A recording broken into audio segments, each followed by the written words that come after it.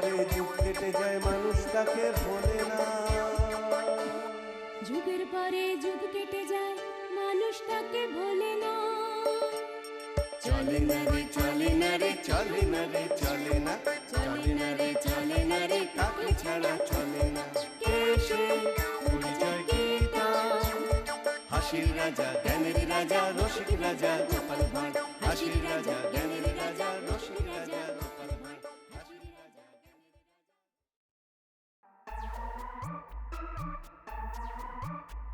কি হয়েছে মহারাজ?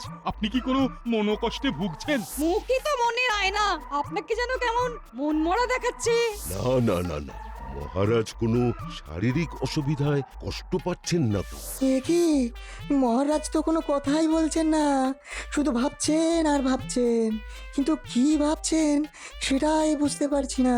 মন্ত্রীমশাইও তো নেই যে মহারাজের মনের কথা বুঝতে পারবেন। মন্ত্রীমশাই কি মানুষের মন পড়তে পারেন, নাকি ওই ঝাড়ফুঁক জানেন যে চোখ বন্ধ করে ঝরঝর করে সব বলে দেবেন? চোখ বন্ধ করেই তো দেখলাম। সে কি দেখলাম! কি দেখলেন মহারাজ? পাখি, গাছ না পাহাড়? আহা, কি বাহার, কি বাহার! স্বপ্ন। আমি স্বপ্ন দেখলাম যে আমি তীর্থযাত্রায় বেরিয়েছি, কিন্তু চোখ খুলতেই এই কৃষ্ণনগরে। আচ্ছা মহারাজ, স্বপ্নটা কি ভোরে দেখেছিলেন নাকি মাঝরাতে? ওরে, চোখ খুলতেই দেখি ঝকঝকে সকাল। তাহলে কোনো চিন্তা নেই মহারাজ, আপনার স্বপ্ন সত্যি হবেই হবে। বলছো গোপাল? হ্যাঁ, সত্যি হবে বলছো? আজ আমার সভায় আসতে একটু দেরি হয়ে গেল মহারাজ। আসলে ভোরবেলা একটা স্বপ্ন দেখতে দেখতেই ঘুমটা ভাঙতে দেরি হয়ে গেল।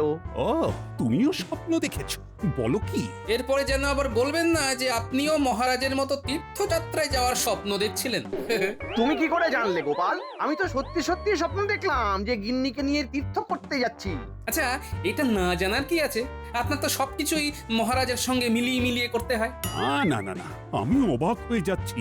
দুজনে একই রকম স্বপ্ন দেখলাম কি করে? এবার তাহলে কি হবে? কি আবার হবে মহারাজ?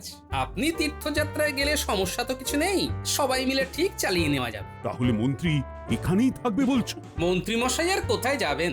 উনি তো নিজেই বলেন যে কর্মই ওনার ধর্ম, তাহলে কর্মস্থানই ওর তীর্থস্থান। ও, গোপাল তো আচ্ছা প্যাঁচ মারছে। প্যাঁচে ফেলে মাঝখান থেকে আমার তীর্থযাত্রাটাই তো কিঁচিয়ে দিচ্ছে। গোপাল, তোমার বিশ্লেষণে আমি মুগ্ধ। আমি তাহলে কালই মহারানীকে নিয়ে তীর্থযাত্রায় যাচ্ছি। এদিকে তো যা হলো তা হলো, মাঝখান থেকে আবার মাসখানেকের জন্য কাজ বেড়ে গেল। কোথায় আবার কি কাজ বাড়ালে শুনি? মহারাজ মহারানীকে নিয়ে তীর্থ করতে যাচ্ছেন, এদিকটা তো তাহলে সবাই মিলেই চালাতে হবে। যাবেই তো, সবাই যাবে, তবু তুমি এই জায়গাতেই ঠুকে বসে থাকবে, কোথাও যাবে না, কোথাও না। এই মেরেছে, খবরটা গিন্নিকে দিয়ে তো খাল কেটে কুমির ডেকে আনলাম দেখছি। কি হলো? বীর বীর করে নিজের মনে কি বকছো? বিশ্বাস হচ্ছে না তো? যা বলেছি ঠিক বলেছি, আমার কথাটা মিলিয়ে নেবে। না না, তোমাকে সন্দেহ করার উপায় আছে? তুমি যখন বলছো তখন নিশ্চয়ই তোমার কথা মিলে যাবে। তাতে আমার আর কি স্বর্গ উদ্ধার হবে গো? আমাকে তো সেই এখানেই বসে বসে মাথা ঠুকতে হবে। আর আমাকেও তোমার গজর গজর শুনতে হবে। জল বাতাস আমার মাথায় উঠলো। তোমার কি কপাল!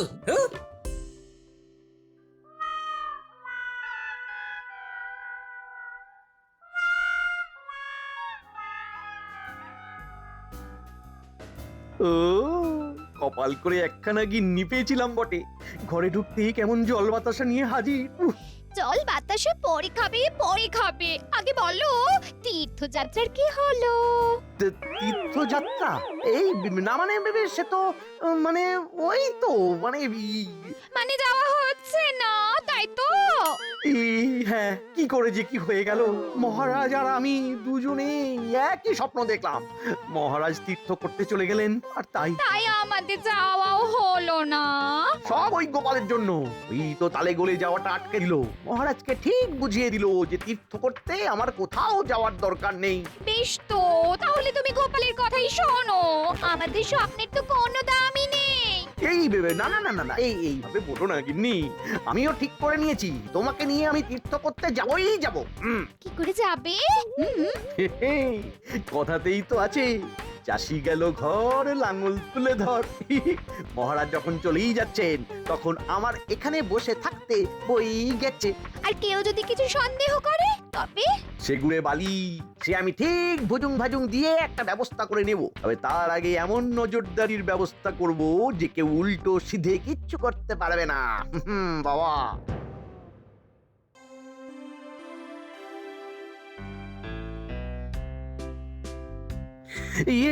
পালকি তৈরি হয়ে গেছে মহারাজ। আপনি আর রানীমা এসে বসুন।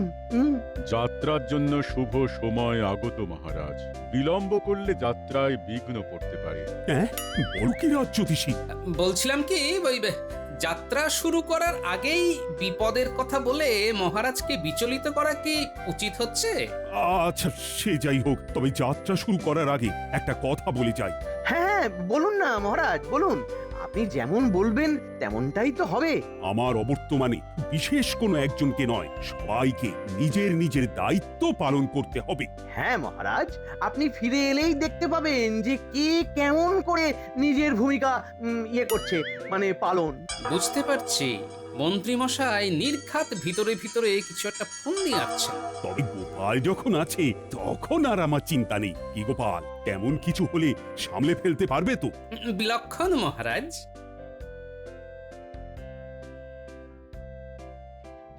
গোপাল বলছে আর তোমরাও হাঁ করে ওর কথা শুনছো। এই করে করেই তো গোপালের ল্যাজটা আরো মোটা হচ্ছে। আমার সঙ্গে আলাদাভাবে দেখা করো। আমি তাহলে আসি। সবাই বেশ মিলেমিশে থেকো কিন্তু।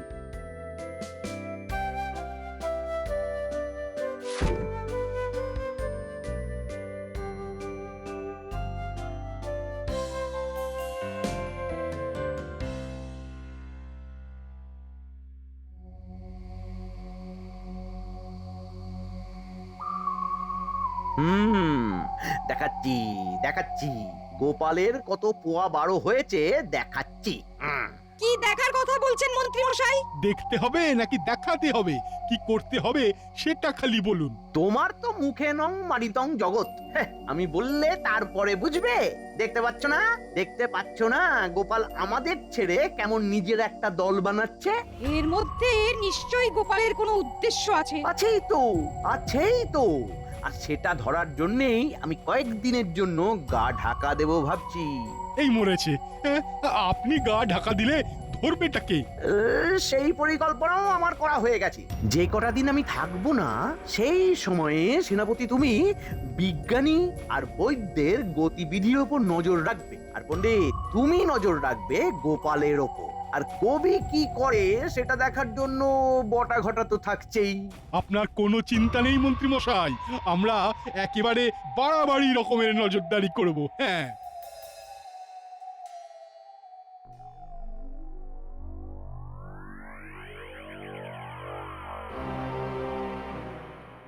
মহারাজ না হয় নেই, তাই বলে মন্ত্রী মশাইয়েরও যে দেখা নেই, ব্যাপারটা কি?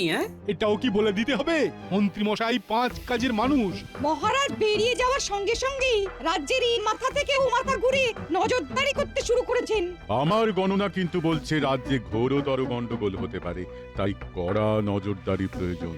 সে তো বটেই, মন্ত্রী মশাই তো আগে থেকেই সেটা আঁচ করতে পেরেছেন। আর তাছাড়াও গোপাল তো বলেছে সবাইকে নিয়ে চালিয়ে দেবে, তাই চিন্তা কি আছে? হ্যাঁ, তবে পণ্ডিত মশাইয়ের কথা শুনে যেন মনে হচ্ছে ভেতরে ভেতরে মন্ত্রী মশাইয়ের সঙ্গে ভালো মতোই যোগাযোগ আছে। আমরা তবে দিয়ে মনোপ্রাণ রাজ্যের করি রক্ষা, রাজ্যবাসীর করি কল্যাণ। আমরাও তবে অপেক্ষা করব, আর কোথায় কখন কি হয় সেই ব্যাপারে নজর রাখব। হ্যাঁ হ্যাঁ, সে তো নজর রাখতেই হবে। তলে তলে কিছু যে একটা হচ্ছে সেটা তো বোঝাই যাচ্ছে।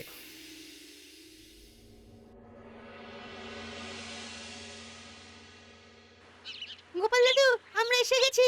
আমাদের হাতে এখন প্রচুর সময়। পণ্ডিত মশাই বলেছেন তাকে নাকি এখন কদিন চোখ কান খোলা রাখতে হবে, তাই পড়াতে পারবেন না। কিন্তু পণ্ডিত মশাই চোখ কান খোলা রেখে কি দেখবেন গোপাল দাদু? সেটা তো তোদের পণ্ডিত মশাই জানেন, তবে তোদের অত ভাবতে হবে না, বুঝলি? হ্যাঁ হ্যাঁ, তোরা বরং খেল গিয়ে মাঠে যা ভাবার আমাকে ভাবতে দে। শুধু পণ্ডিত নয়, আর কে কে কোথায় কোথায় কার কার উপর নজরদারি করছে সেটাই এখন জানতে হবে।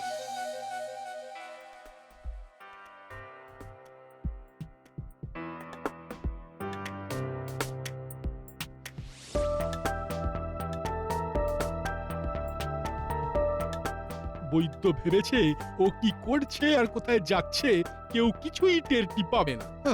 কিন্তু আমি যে ওর পিছু ছাড়ছি না সেটাও বুঝতে পারিনি।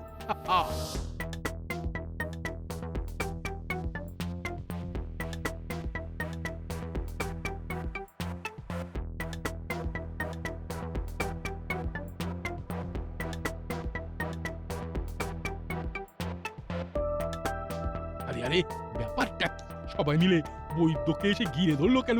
মনে হচ্ছে বৈদ্য নির্ঘাত কোনো ঘোট পাকাচ্ছে। যাই হোক, একটু সামনে থেকে গিয়ে আড়ি পাতি। বেশ তো, তোমাদেরও কথা শুনলাম, দেখি এরপর কি ব্যবস্থা করা যায়। আমি জানি আপনি নিশ্চয়ই একটা কিছু ব্যবস্থা করবেন। ব্যবস্থা করবে? করাচ্ছি ব্যবস্থা।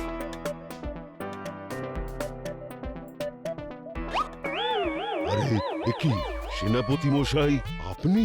হ্যাঁ হ্যাঁ, আমিই তো। এই তো মানে ও ও ও ও, পেটে ব্যথা। হ্যাঁ, পেটে ব্যথা। ও ও ও, মাঝে মাঝেই কেমন মোচড় দিয়ে উঠছে বাবা। উহ, এই নিন, এই বড়িটা খেয়ে বাড়িতে একটু বিশ্রাম করুন, এতেই কাজ হবে। কাজ হোক আর নাই হোক আমার কি, আমার তো অন্য আরো কাজ আছে। এই তো হয়েছে, যেমনটা চাইছিলাম তেমনটাই হয়েছে, একেবারে পরিষ্কার দেখা যাচ্ছে সব। না, বিজ্ঞানীর বাড়িতে আড়ি পেতে খুব একটা গন্ডগোল কিছু হয়নি দেখছি। দেখি আর কি বলে শুনি। এবার নজরদারি করতে সুবিধা হবে, আর কোনো ভয় নেই। মনে হচ্ছে মহারাজের তীর্থযাত্রা করে ফিরে আসার ভয় পাচ্ছে, তার আগেই নির্ঘাত কাজ গুছিয়ে নিতে চায়। ঠিক জায়গায় বসিয়ে দিতে পারলেই কাজ হবে। তুমি নিশ্চিন্তে থাকো, আমি থাকতে সেই কাজ নির্ঘাত কেঁচিয়ে যাবে। হ্যাঁ,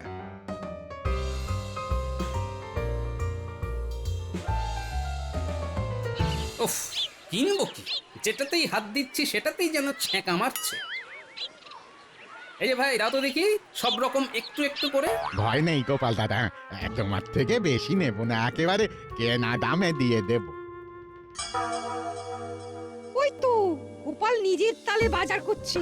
গোপাল কোথায় যাচ্ছে, কি করছে, সব আমি ঘুরে ঘুরে দেখবো।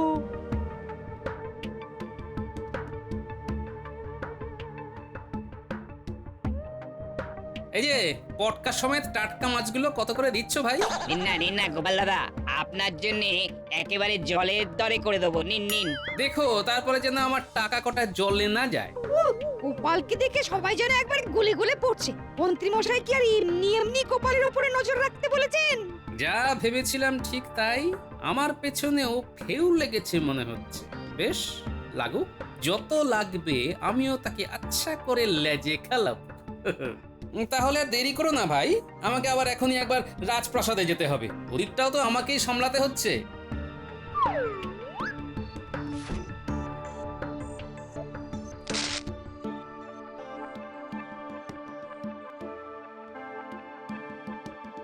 এই তো লেজে খেলছে।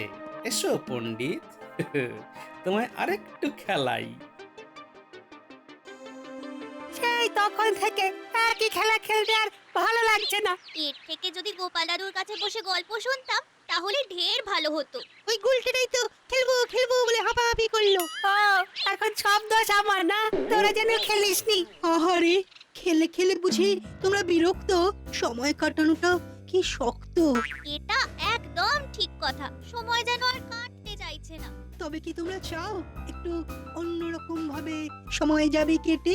তাহলে তো ভালোই হয়। তবে এসো, কানে কানে কিছু বলি, একটু অন্যরকম ভাবেই না হয় খেলি। দেখেছিস ঘটা কাণ্ডখানা কি হচ্ছে? বেশ বুঝতে পারছি, কবি কিছু একটা ফন্দি আঁটছে। মন্ত্রী মশাইয়ের সন্দেহটাই তাহলে ঠিক হলো। তা বললে বাচ্চাগুলোরও মগজ ধুলাই করছে? না না না না না না, কিছুতেই ওর পিছু ছাড়া যাবে না। ওমা, ওরা কারা? সে যাই হোক, আমরা কি পড়বো তবে ধরা? না বাবা না। না না, এইভাবে ছড়িয়ে রাখলে হবে না, এবারে জাল গোটাতে হবে। ও গোপাল ভাই বাড়ি আছো নাকি ঘরে? আরে আরে ব্যাপার কি, শুধু কবি নয়, সঙ্গে একেবারে রাজবৈদ্য হাজির যে। গোপাল, আমাদের ওপরেও নজর রাখা হচ্ছে।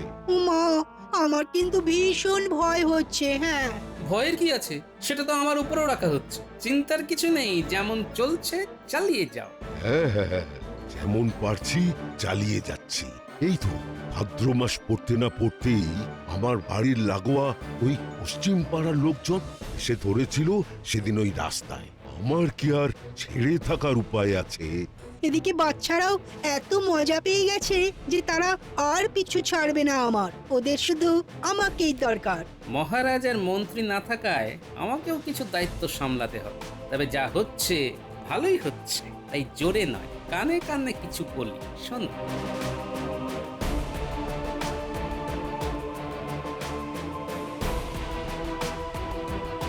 বেশ গোপাল, তবে তাই হবে। খালি ভাবি এবার কি মজা হবে। যা হবার কাল সকাল 10টায় রাজপ্রাসাদের সামনে হবে।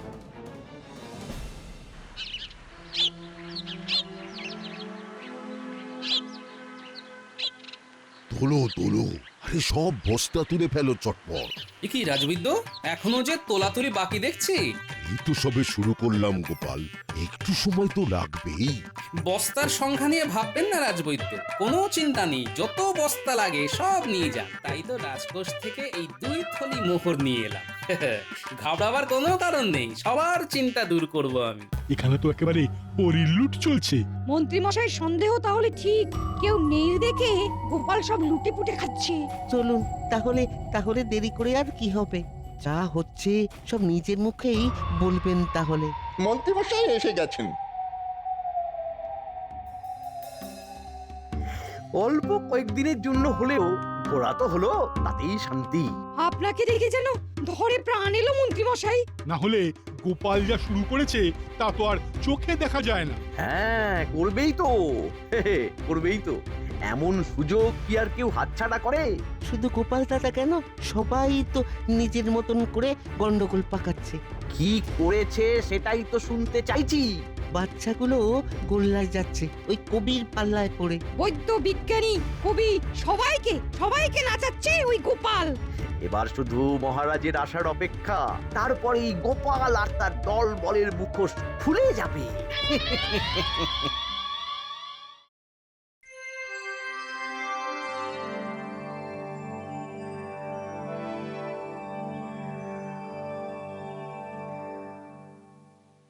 ওহ, আবার কদিন বাদে কৃষ্ণনগরে ফিরে এসে আর তোমাদের সবাইকে দেখে বড্ড ভালো লাগছে। আমাদের তো আর তীর্থ করা ভাগ্যে নেই, তাই আপনার তীর্থযাত্রার গল্প শুনেই না হয় দুধের স্বাদ ঘোলে মেটাই। হ্যাঁ, তবে তার আগে মহারাজও শুনুক তুমি কেমন ভাবে সবার মাথায় ঘোল ঢেলেছো। তার মানে তেমন কোনো গোলমাল হয়েছে নাকি এই কদিনে? সব শুনলে মহারাজ আপনার চোখ কপালে উঠবে। গোপাল অবস্থার সুযোগ নিয়ে রাজকোষ থেকে অর্থ সরিয়েছে, পণ্ডিত সাক্ষী আছে। বলো কি? শুধু কি তাই মহারাজ, বৈদ্য তো শস্য ভান্ডার থেকে শস্য সরিয়েছে, সেনাপতি সাক্ষী আছে। আর কবিও তো কাজকর্ম ভুলে বাচ্চাদের মগজ ধোলাই করেছে, বটা ঘটা নিজের চোখে সব দেখেছে। না না, ব্যাপারটা ঠিক কি হয়েছে আমাকে জানতেই হবে। তবে বলি, পণ্ডিত মশাই গোপালের উপর নজরদারি করবেন বলে পাঠশালায় দিলেন ছুটি। তাই আমি বাচ্চাদের নিয়ে নদীর পাড়ে বসে আঁকা শিখিয়েছি, রচনা লেখা শিখিয়েছি। সে কি ভুল নাকি মিছিমিছি? এটুকু না করলে যে বাচ্চাদের ক্ষতি হতো মহারাজ। না না না না না, এই কাজে তো কোনো অন্যায় নেই। আমি বা কোথায় অন্যায় করলাম মহারাজ? পশ্চিম পাড়ায় ভাদ্র মাসে অন্নকূট হয়, নরনারায়ণ সেবার জন্যে আপনি তো প্রতিবারই ওদের চাল ডাল এসব দেন। তাই এবার আমি নিজে উদ্যোগ নিয়ে চাল আর ডালের ব্যবস্থা করে দিয়েছি, না হলে যে মহারাজের সম্মানহানি হতো। একদম ঠিক কাজই করেছো বৈদ্য। ওহ, ব্যাপারটা তো আমি ভুলেই গেছিলাম। এবার তাহলে আমি বলি, রাজপ্রাসাদে যারা কাজ করে তাদের সাপ্তাহিক বেতন দেওয়ার দিন পেরিয়ে যাচ্ছে, তাই কোষাগার থেকে মোহর এনে সেই সব মেটাতে হলো। সব হিসেব খাজাঞ্চির কাছে লেখা আছে মহারাজ। ওহ, কি দারুণ দায়িত্ববোধ তোমার গোপাল। কেউ তো কোনো অভিযোগ করার সুযোগই পাবে না। ও মন্ত্রী, বলো এবার আর তোমার কিছু বলার আছে কিনা? না মানে তাই বলে মানে কোষাগার থেকে মানে এখন আর আমতা আমতা করে কি হবে মন্ত্রীমশাই? সত্যিটা তো সবাই জেনেই যাবে। কি হলো মন্ত্রী, তোমার কথা বন্ধ হয়ে গেল কেন? মন্ত্রীমশাই আর কি বলবেন মহারাজ, উনি নিজেই তো এই কদিন বেপাত্তা ছিলেন। বলো কি, তাও আবার অনুমতি না নিয়ে? নিজে না থেকে তিনি উল্টে সবার উপর সন্দেহ করেছেন। রাজপ্রাসাদ যাতে সুরক্ষিত থাকে তাই আমি একটা যন্ত্র আবিষ্কার করেছিলাম। সেনাপতি সেখানেও নজরদারি করতে গিয়েছিলেন। ছি ছি মন্ত্রী, তুমি নিজে তো নিজের কাজে ফাঁকি দিয়েইছ, উল্টে সবাইকে সন্দেহ করেছো। এত সন্দেহ বাতিক মন তোমার? গ্রহের যা ফের তাতে মন্ত্রীমশাইয়ের ভাগ্যে নির্ঘাত দুর্গতি আছে। তবে শোনো ভালো করে, গোপাল, বৈদ্য, কবি আর বিজ্ঞানীকে পারিতোষিক দেওয়া হবে, আর সেটা হবে মন্ত্রীর 2 মাসের বেতন কেটে। আর মন্ত্রীর তালে তাল মেলানোর জন্য সেনাপতি আর পণ্ডিতেরও 1 মাসের মাইনে কাটা হবে। এমন শাস্তি দেবেন না মহারাজ, আমি মারা পড়ে যাব। এমন শাস্তি দেবেন না।